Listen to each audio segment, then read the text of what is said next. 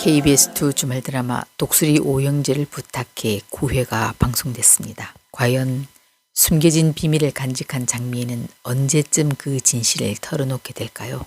구독, 좋아요 부탁드리면서 시작하겠습니다. 이번 9회에서는 장미애가 강수 주변을 맴돌며 감추려던 모성애가 드러나는 순간이 그려지고 광숙의 술도가를 찾은 동석은 막걸리 납품을 취소하겠다고 말해 위기에 처한 광숙의 얼굴이 비춰지며 끝났습니다. 9화는 강수의 사고 소식을 들은 형제들이 병원에 도착하는 모습으로 시작됐는데요. 가족들은 머리에 이상이 있을까봐 걱정했지만 다행히 강수는 머리에 이상은 없었고 팔에만 기부스를 한 상태였습니다. 천수는 강수를 보살피기 위해 남고 광숙과 형제들은 일상으로 돌아가기 위해 먼저 서울로 올라갑니다. 차를 타고 서울로 올라가는 길, 범수는 형수에게 걱정스러운 목소리로 말합니다. 이런 일에 형수님이 자꾸 엮이면 우리가 오히려 형수님이 발목을 잡는 일인 것 같아. 그때 뒷좌석에서 자는 척하던 광숙이 이렇게 나쁜 일들이 연이어 일어나는 거 보면 아무래도 제가 불운을 몰고 다니는 사람이라 그런 것 같아요 라며 흐느낍니다. 그 순간 재치 있는 흥수가 말합니다. 형수님, 장수 형님도 형수님 덕분에 총각 귀신 면했고 우리 막내도 걱정했던 것만큼 다치지 않았잖아요. 그런 거 보면 형수님은 불운을 몰고 온 게 아니라 우리 집 복덩이에요. 흥수의 이 한마디가 광숙의 마음을 조금이나마 위로해주는 순간이었습니다. 한편 장미애는 강수의 수술 결과를 보고 가려고 서울로 돌아가지 않고 근처 식당에서 홀로 소주잔을 기울입니다. 내 밥은 어쩌고 왜 오지 않고 있냐는 독구탁의 전화에 미애는 이런 상황에 밥 타령만 하냐고 화를 내며 전화를 끊어버립니다.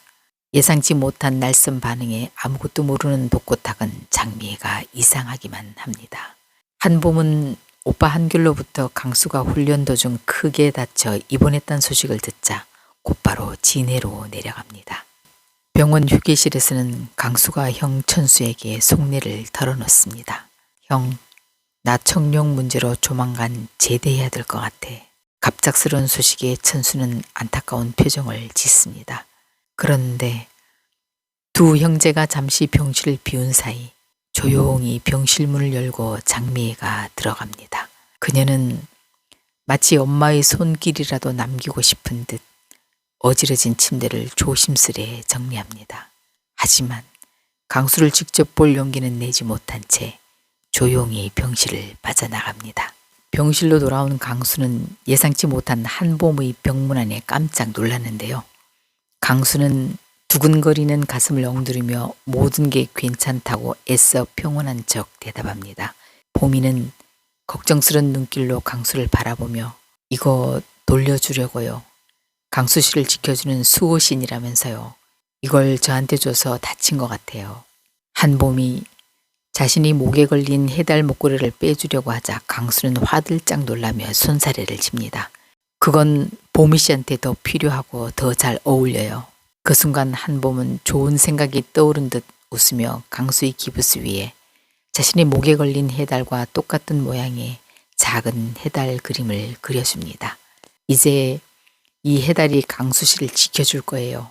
어때요? 강수는 뛰는 심장을 애써 숨기며 귀엽습니다. 그의 표정에는 이미 모든 감정이 드러나 있습니다. 이 두 사람의 절제된 감정이 언제 폭발할지 기대됩니다. 며칠 후 장미애는 강수가 궁금해 한결에게 밑반찬을 주러 간다는 핑계를 대고 또다시 진해로 내려가는데요. 한결에게 반찬을 전해주면서 미애는 슬쩍 강수의 상태를 물어봅니다. 후유증도 없고 괜찮다는 한결의 대답을 듣고서야 미애는 안심을 하게 됩니다. 그런데 장미애는 그곳에서 뜻밖에도 강수를 만나러 온 한봄을 보게 되는데요. 미애는 보미와 함께 서울로 올라오면서 슬쩍 한봄이 어떻게 강수를 만나게 되었는지 물어봅니다. 과연 그녀는 한봄과 강수의 만남을 어떻게 생각할까요?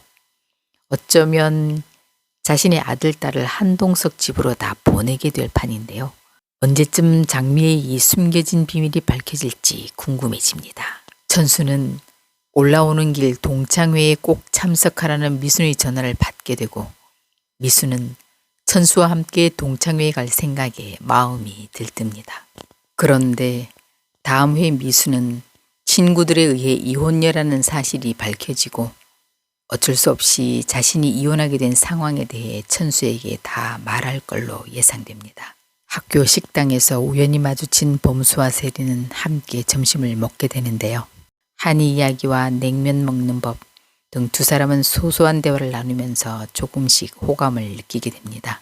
특히 세리는 과 사무실 조교의 제안을 받고 범수 교수의 조교를 맡게 돼 앞으로 두 사람의 관계는 더욱 깊어질 걸로 예상됩니다.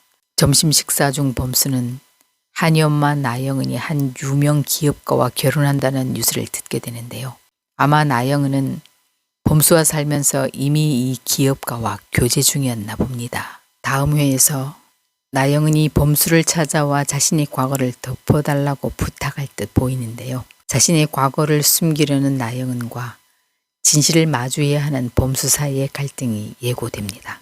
광숙은 장광주를 LX 호텔에 납품하게 돼 감사의 의미로 한동숙에게 막걸리 한 박스를 차에 넣어주는데요. 그러나 후에 이 사실을 알게 된 한동숙은 허락 없이 이 선물을 받은 기사를 나무라며 이를 돌려주러 술도가로 직접 찾아가게 됩니다. 이런 선물 받을 이유가 전혀 없습니다. 공적 관계에서 이런 선물은 뇌물이에요. 그러나 광숙은 그냥 감사의 마음이었던 거라고 기어이 주려고 하고 이에 동석은 다시 이런 일이 발생하면 납품을 취소하겠습니다. 라고 정색하고 말하며 돌아섭니다. 다음 회 광숙은 LX 호텔 납품까지 하게 된 장광주를 소개하기 위해 뉴스 인터뷰까지 하게 되는데요. 이 기사를 본 한봄이 동석에게 광숙을 미인이라고 칭찬하자 동석은 그 얼굴이 무슨 미인이냐고 괜히 반박하면서도 미소를 보이는데요. 이 미소는 과연 무슨 의미일까요? 또한 광숙은 청력 문제로 제대하게 된 강수를 위해 큰 결심을 하게 된다는데요. 과연 그 결심이 뭔지 다음 이야기가 궁금해집니다.